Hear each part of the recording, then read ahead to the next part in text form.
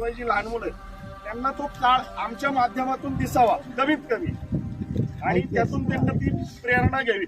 हे लोकांनी कसं केलं असेल हे फक्त आपण इमॅजिन करतो, पण आमच्या दृष्टीने त्यांना ती बघायला वाटतं आता असं करतो. त्या काळात त्या लोकांनी कसं केलं असेल.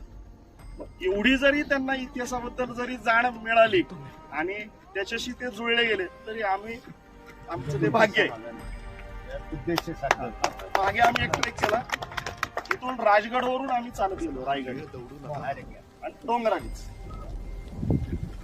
ती उतरताना आमचे जी वस्त्र आहेत ती अशी नव्हतीच, की आम्हाला वाटली आमची नक्तर काय झाली. पण त्याच्यातून एक आम्हाला अनुभव भेटतो की आता तरी ह्या वाटा मळलेल्या आहेत किंवा राणं थोडीशी साफ झालेली आहेत, पण तेव्हा तसं नव्हतं. त्यावेळेस लोकांची कशी